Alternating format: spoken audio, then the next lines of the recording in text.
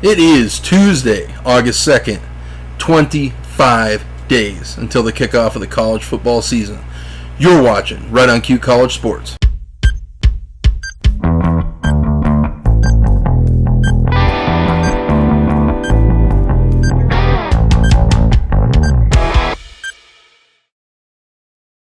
That's right. Welcome back. You are watching Right on Cue College Sports. I am your host, Tyson Quiller. Thanks for checking us out. Appreciate all your support. We've been getting some good traction on the last two previews we just put out, Pac-12 preview and the Mountain West Conference preview. Don't forget, get me your feedback at RightOnQCS on Twitter or rightonqcs@gmail.com in the email box. I'll be checking those out. I'll be going through, sending you back responses or incorporating suggestions into the show. Appreciate all your support, and I'm very interested in any feedback you may have on this program as we just continue to kind of develop, evolve, and just enjoy college sports together.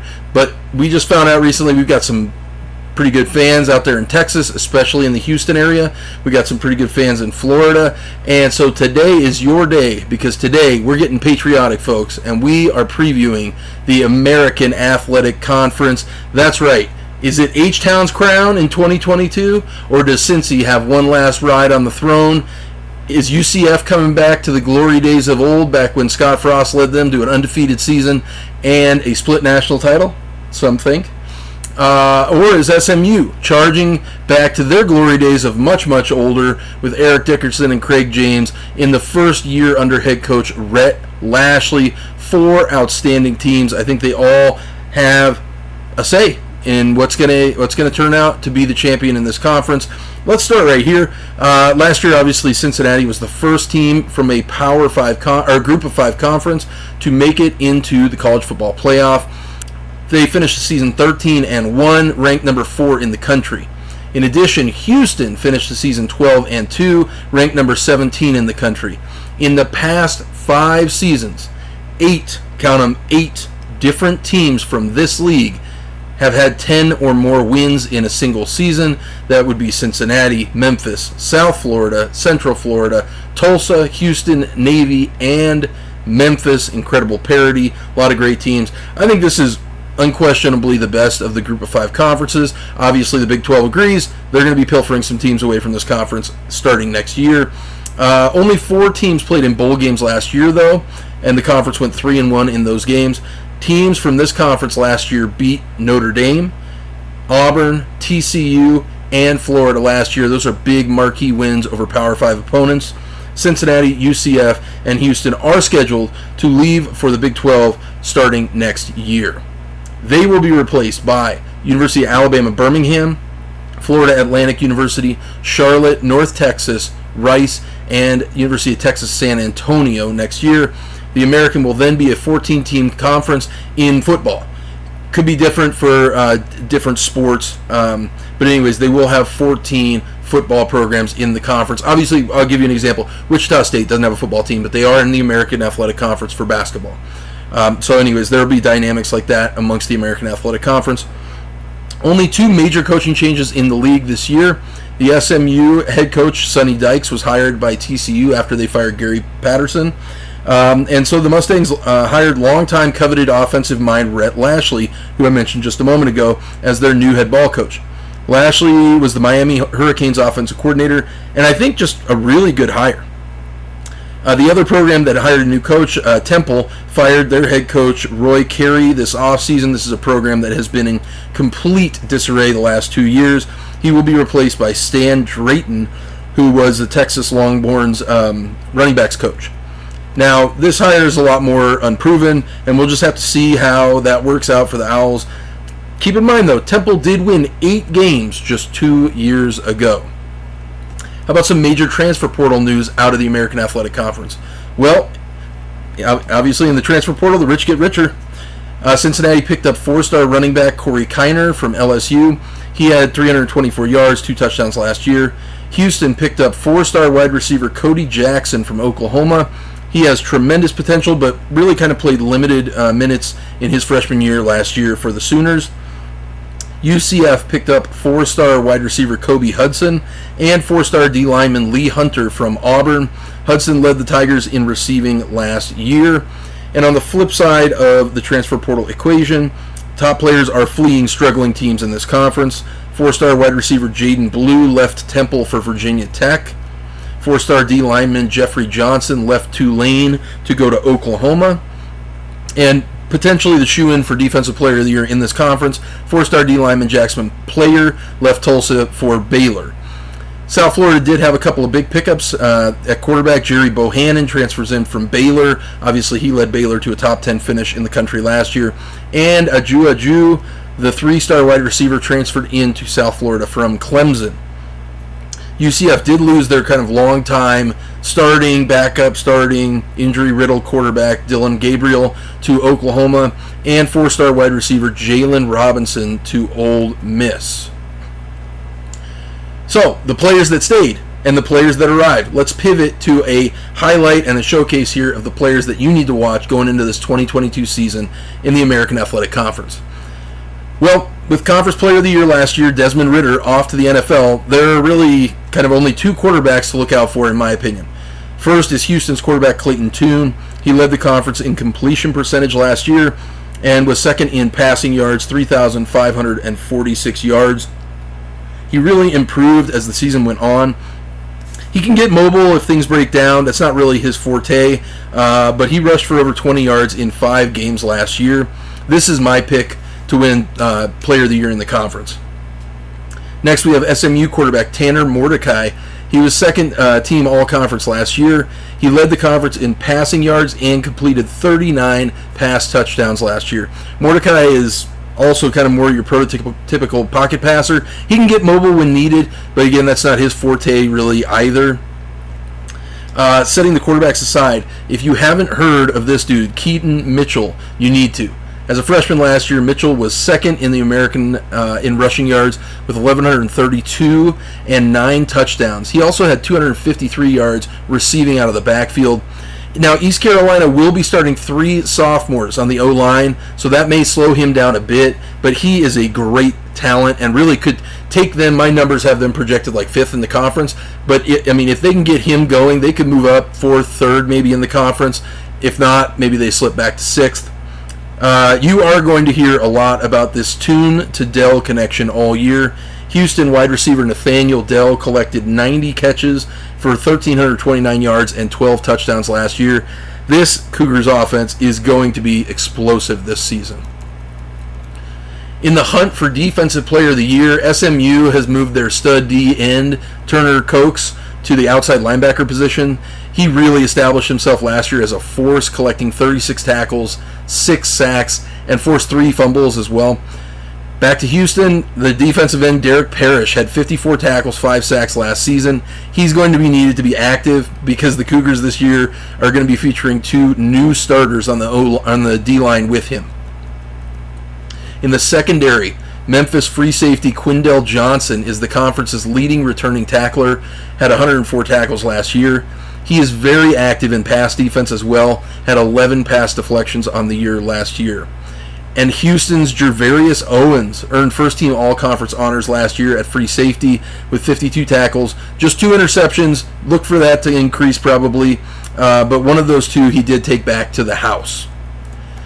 So now, with all that stage being set, we are going to take a dive into where the power rankings have each of these teams at. We're going to look at how they're looking on offense, defense, as well as how their schedules break down. I want to let you know before we get started that the depth chart information that I pull and produce comes from ourlads.com. It's a great resource. I encourage you to check that out. Also, FBS schedules. If you're ever wondering how I was able to find all this information, cobble it together, there's tremendous resources out there. Ourlads.com, FBSschedules.com, obviously ESPN, CBS is where you kind of cobble together the rest of everything. So we can see right here in the first column is the power ranking for the 2022 season. Second column is their record from last year. Houston I have moving ahead of Cincinnati as a top 20 team in the country. Cincinnati, obviously, with all the player turnover from the draft, they're going to have to kind of rebuild. I do think they did well in recruiting and the transfer portal, so they're still a top 30 team in the country, but I think Houston's a clear notch above on both offense and defense. SMU, Central Florida, East Carolina kind of round out the teams that I think are in the hunt. You can see the back half of the conference there. Temple is going to be a real struggle for them. Like I said, the program was really in disarray the last 2 years, but they hire Stan Drayton, and we'll see what he can do with really a young, tremendously talented new quarterback that just transferred in from Georgia, DeJuan Mathis. But let's kick things off here with the Houston Cougars. My projections have an H-Town crown. The Cougars offense averaged 413 yards per game and 36 points per game last season. And coming into the 2022 season, they returned 74% of their production. Headlined by the starting quarterback and first-team all-conference Clayton Tune. You return a 1,000-yard receiver, guy I mentioned a little bit ago, first-team all-AAC in Nathaniel Dell, and picked up 4-star stud wideout recruit Matthew Golden from the Houston area on the recruiting trail. In the backfield, Houston lost their stalwart running back Alton McCaskill to an ACL tear in April, but Tazon Henry, the senior transfer from Texas Tech, replaces him. Henry rushed for 517 yards and 7 touchdowns last year. You know, the McCaskill injury really hurts for the Cougars, but they have so much other talent. This is still a top 35 offense in the country, I think, without question. The only real liability in my mind is you have 2 new underclassmen starters on the O-line, Cameron Johnson and Patrick Paul at left guard and left tackle, respectively, both on the blind side of quarterback Clayton Tune, according to the current depth chart. That has me wincing a little bit, but there's talent everywhere. The defense, though, this is where Dana Holgerson's specialty is at. They returned 76% from the number 6 defense in the country last year. This is a supremely talented unit, but there are a few questions. First of all, how do you replace second-team all-conference safety and the special teams player of the year in Marcus Jones, one of my favorite players in college football last year? Well, the Cougars are hoping the duo of Hassan Hippolyte and first-team all-conference safety Gervarius Owens can fill that hole. Now, Colorado fans may remember the name Hassan Hippolyte. He was a Colorado Buffalo for one offseason, basically, before Mel Tucker dismissed him for violating team rules. Back to Houston, though. 4 of your top 5 tacklers from last year are back, and Houston has a very strong returning linebacking core. Donovan Mutton is the showcase, 77 tackles, 3 forced fumbles last year.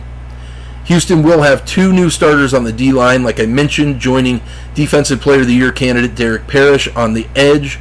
Parrish and Mutton are both first-team all-conference as well. You know, this unit led the nation in third down defense last year. I see them doing something very similar again this year. The talent is all over the place here, but you do have some new starters. The question will be, how quick does this kind of new-look defense mesh? This team is, in my opinion, going to cruise to a 5-0 start, and if they do so, they'll have already 2 wins over Power 5 teams. Texas Tech was that one game that got away from them last year. They'll have revenge on their mind for that one. And then, you know, this schedule kind of shapes up really nicely for Dana Holgerson's squad. They don't get Cincinnati or UCF this year. Really only 2 challenges, and they're both late in the season, at SMU and at East Carolina. I think this team is every bit as good as Cincinnati was last year. It is very, very possible that they go undefeated in the regular season. Now on to the second power-ranked team in the AAC, that is the Bearcats of Cincinnati, and they again have the top recruiting class in the conference this last offseason. But you're looking at replacing 3-year starter and conference player of the year in Desmond Ridder at quarterback and a 1,000-yard rusher in Jerome Ford, both off to the NFL now. So Evan Prater is currently listed as the starting quarterback, but Ben Bryant transferring back to Cincy has created sort of a real quarterback battle. Both have thrown, though, fewer than 15 passes ever for the Cincinnati Bearcats. So a lot of questions there.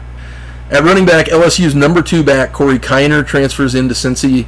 The sophomore is the projected starter, coming off of just 300 yards and 2 touchdowns for the Bayou Bengals last year. Was a highly ranked recruit, tremendous upside, but yet to be proven so far. Now on the positive side of things, your receiving core is very proven. All 3 of your projected starters, Thompson, Scott, and Tucker, had more than 200 yards receiving last year. Your stud tight end, Josh White, is back for his senior year and joins 4 returning starters on the O-line, 3 of which are first-team all-conference in Dylan O'Quinn, Lawrence Metz, and Jake Renfro at center.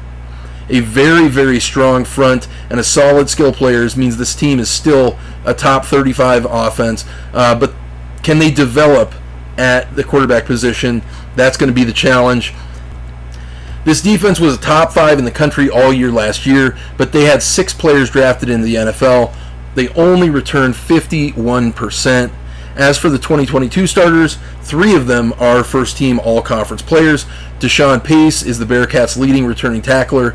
He anchors a talented linebacking core in this nickel defensive set. Pace had 95 tackles, 4 interceptions last year. Javon Hicks is kind of the only returning starter in the secondary at free safety. This secondary is going to be really suspect, at least early.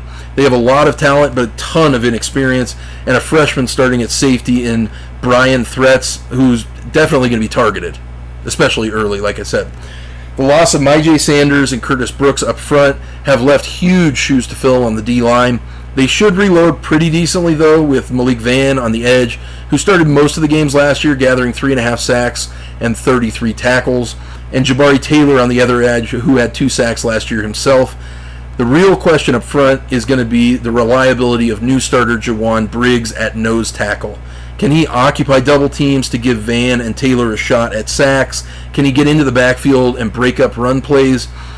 Like I said, I mean, this is still a top 30 defense talent-wise, but they're a long way off from Houston, and they're a long way off from how talented they were 1 year ago.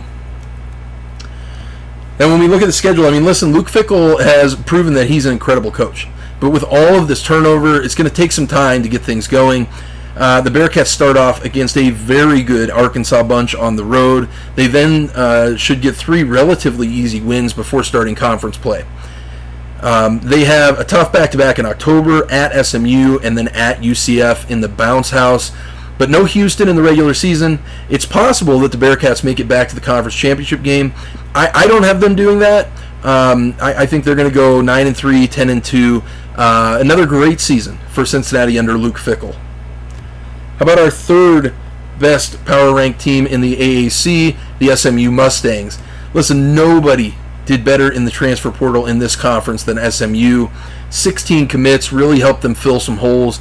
The top commit in the entire conference this year was 4-star running back Kamar Wheaton, who joins the Mustangs at a position where they really struggled to find some consistency last year. This team averaged 465 yards per game last year and returned almost 80% of that production. In comes new head coach Rhett Lashley, who is widely known as a brilliant offensive schemer and play caller.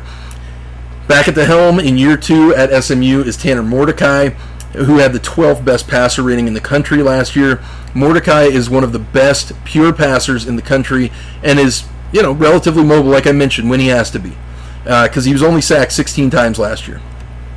Mordecai has tremendous weapons in the passing game in Rashee Rice, who went for almost 700 yards, 9 touchdowns last year, and another in transfer, Bo Corrales, at wideout, who is a reliable first down getter.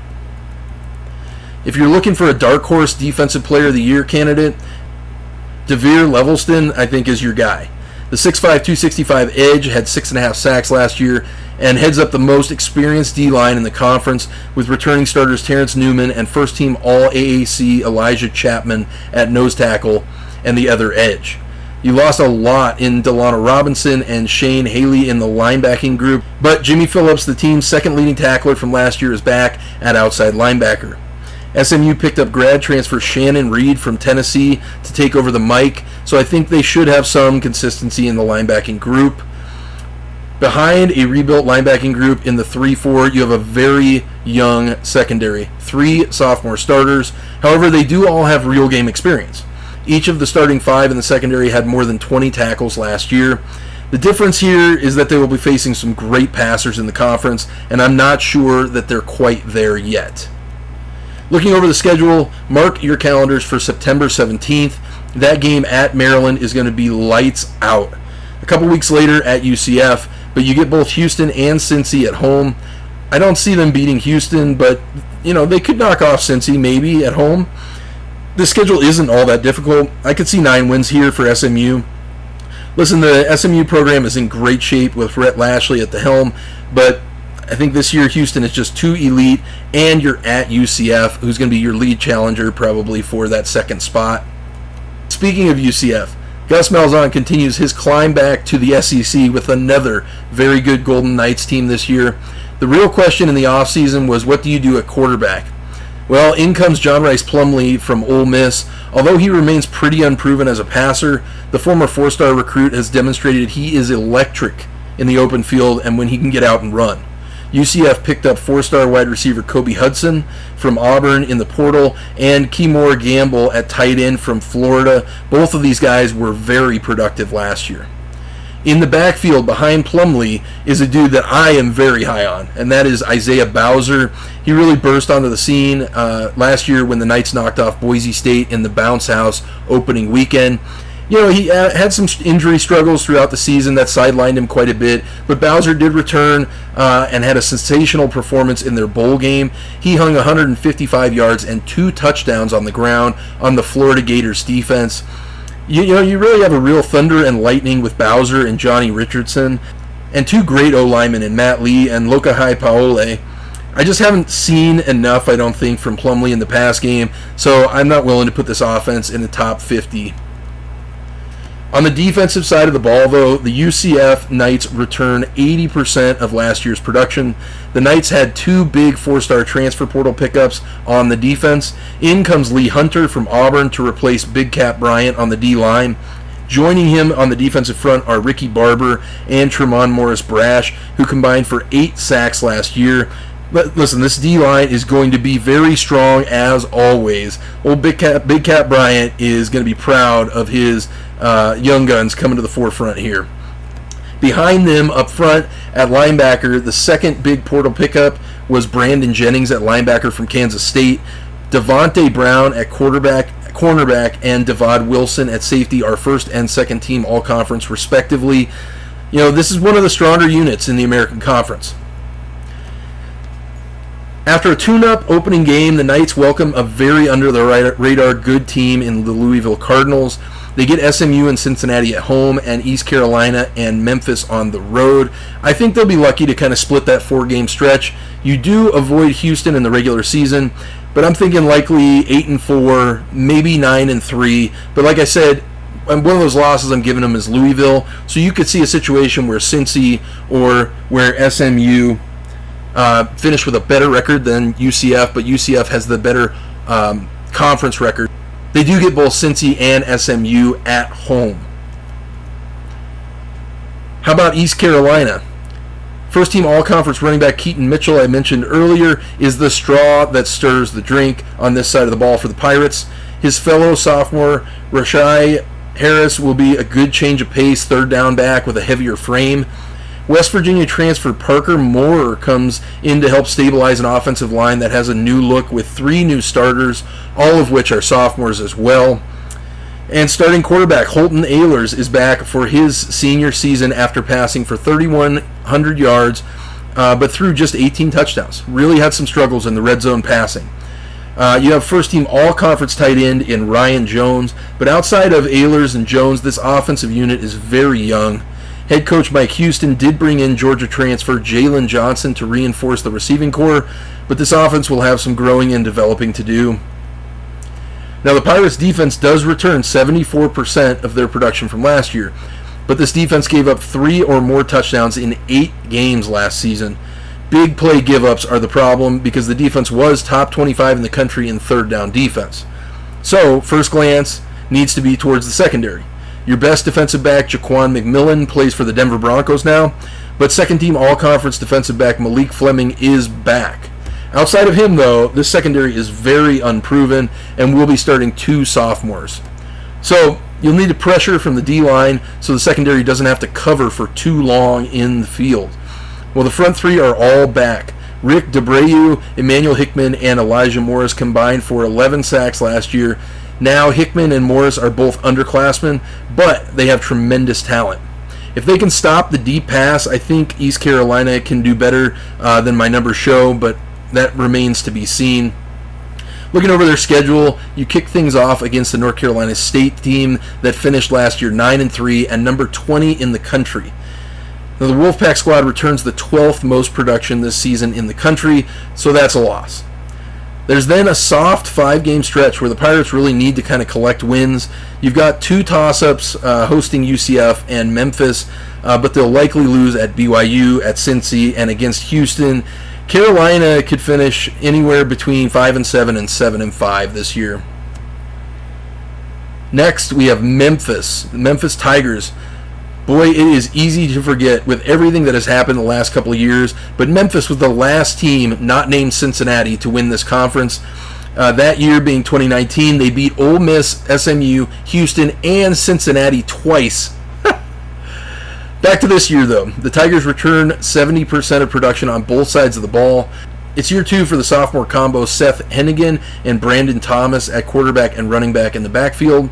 Last year, Hennigan threw for 3,300 yards and 25 touchdowns, but far and away his number 1 target, Calvin Austin, now plays for the Pittsburgh Steelers. And your second leading receiver in tight end Sean Dykes has graduated. Can the receiving core of Lewis, Rogers, and Ivory make up for the loss of 1,700 receiving yards and 15 touchdowns? I guess we'll see. Now, Thomas averaged 5.8 yards per carry behind the new-look offensive line last year. This year, all of the starters are back.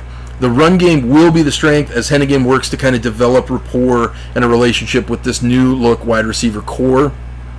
On the defense, the Tigers return a few talented pieces. First-team all-conference safety, who I mentioned earlier, safety Quindell Johnson, is a real weapon from the secondary at stopping the run. He had 104 tackles last year. He is very secure in open field tackles. And linebacker Xavier Cullens is second-team all-conference. They'll need him to be forcing more turnovers, though, than he did last year. The secondary is really kind of the weakness. Can they stop the pass? This schedule really isn't that tough, though. Mississippi State is much improved, and the Tigers travel to Starkville to open the season. I don't see them getting that win. Outside of traveling to East Carolina, though, and SMU, and hosting Houston on October 7th, they should have a chance in the rest of the games. This team has unquestionably the widest variance of any team in the conference this year. They could really go anywhere from 8-4 to 4-8. How about the Tulsa Golden Hurricanes? After averaging just 3 wins per season from 2017 to 2019, the Hurricanes have had back-to-back winning seasons, but this is year 8 for Philip Montgomery at head coach, and I really do see a drop-off here. Really, it's ultimately going to come down to whether quarterback Davis Brin can protect the ball better than he did last year. His weapons, second-team all-conference, wide receiver Juan Carlos Santana is leading the way, but Brin had just 18 touchdowns to 16 interceptions last year. Up front, you have second-team all-conference Gerard Wheeler at left guard, but the sophomore left tackle Jaden Muskrat could really be a liability on the blind side. On the defense, a massive hole was left by 4-star D-lineman Jackson Player leaving Tulsa for Baylor. D-line Anthony Goodfellow is first-team all-conference and will need to be a complete game wrecker up front to make up for that loss. You know, there's a lot of upperclassmen on this defense, but they just aren't tremendously talented. Running over the schedule, I see a maximum of 5 wins for this team. Northern Illinois is better than you might think. And the teams you think Tulsa might match up okay with, they play on the road.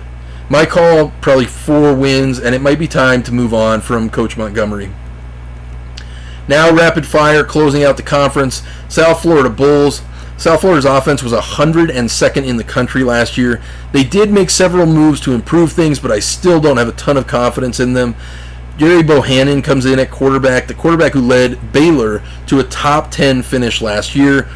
But you're starting at least 3 sophomores. You're very young and inexperienced in the skill position core. This offense has some real development to do, and I don't have a ton of confidence in them. Not to be outdone, though, South Florida's defense was 123rd in the country last year. The Bulls brought in a bunch of young talent, though, through the transfer portal in Rashad Cheney at nose tackle, DJ Gordon at linebacker, and Amaris Brown in the secondary. Like the offense, they will be better, but by how much, I just don't know. This schedule is very difficult for a young and inexperienced team. You get BYU, Louisville, and Florida in the non-conference. You're at Cincinnati, Houston, and Tulsa. Geez, man, I see maybe 4 wins on the top end here for the South Florida Bulls. Now, how about the Navy Midshipmen? This midshipman squad last year was the worst under Ken Niumatalolo. The offense was 123rd in the country. Ty Levitai is back for his second season at quarterback, but this group doesn't seem to have made many moves to improve. At these service academies, the O-line is so important, and this position group is a real liability for this team. On the defensive side of the ball, Navy returns just 51% of their production. It's really going to hurt to have a defensive leader like Diego Fagot moving on. Really, the only thing that has Navy above a power rank of 100 is Evan Gibbons at safety and Nicholas Straw at linebacker, who, they both really did show some glimmers of talent last year. This schedule's pretty tough, too, for such an underwhelming team. You get tremendously talented teams in Air Force and Notre Dame in the non-conference. You are at East Carolina, SMU, Cincinnati, and UCF. Navy may win just 2 games this year. Now, Tulane. Quarterback Michael Pratt enters his sophomore season after a pretty solid freshman campaign, 2,300 yards, 21 touchdowns, but he lost his top 2 receivers and 3 of his offensive linemen. Your expected starters at right tackle and right guard are both sophomore first-time starters. There's some returning consistency at running back, but this group was just 36% on third down last year. That's an indication of poor play calling, so the problem may be beyond just the talent on the field. Now, there's some returning talent on the defense in Anderson and Williams in the linebacking core and Clark and Kennedy in the secondary, but the defensive line is going to be atrocious. 3 new starters, 2 of them are sophomores. Opposing quarterbacks will be able to just kind of sit back and pick apart Tulane in the passing game. I don't see a ton of progress occurring there, especially in the early schedule. Tulane should get a win the first 2, but Kansas State is much better, and they are traveling to Manhattan. I don't see them winning another game after that, though. 2-10 for the Green Wave. Willie Fritz needs to go. And the final team in the American, the Temple Owls. The Owls have won just 3 home games in the past 2 seasons. This program was completely tanked, and, they took a chance with a new hire, Stan Drayton. Now, he is unproven, like I said. It's going to take some time, but they have a tremendous sophomore talent at quarterback in the transfer from Georgia, DeJuan Mathis. If he stays for a couple of years, they could really get the ship righted, I think. But they returned just 60% of their offensive production from last year. Now, the Owls' defense gave up 37.5 points per game last season. That was 122nd in the country. Just awful. Their 2 leading tacklers, Tyler and Griffin, were both safeties, which is an indication that you're giving up big plays, and both of them are gone now. So they returned 71% of their production from last year, but it remains to be seen if that production has improved at all. Looking at the schedule here, the first game at Duke, that's going to kind of be a toss-up. It's really probably going to be a tough one to watch. 2 really bad teams. I'm going to say a maximum of 2 wins here as well, but I think they have some reasons to be positive with DeJuan Mathis and Stan Drayton as opposed to Navy and Tulane. So here's one final look at our American Athletic Conference power rankings going into the 2022 season. And let's go ahead and let's close things out here with a look at some of the big matchups in the non-conference in the first 2 weeks that you're going to want to keep your eye on if you're an American Athletic Conference fan. First of all, Saturday, September 3rd, NC State at East Carolina. NC State is a talented, good team, solid defense, but I think East Carolina is going to be better than people think. So that one could be a real fun, interesting one to watch. You also have Cincinnati traveling to Arkansas, like I previewed a little bit earlier. That one's going to be a big game. And we'll see what Cincy has at quarterback. You also have Memphis at Mississippi State. That one is going to be a real tough one for Memphis. I think Mississippi State's a lot better than a lot of people think. The next Friday, September 9th, Louisville at UCF. That's going to be a great game, great Friday night game. I think they're going to get a lot of viewership for that one. And then the next day, Saturday, you have Houston looking for vengeance as they travel to Lubbock to take on Texas Tech, one of only 2 teams that beat them all of last year. So anyways, that was our run-through and preview of the American Athletic Conference.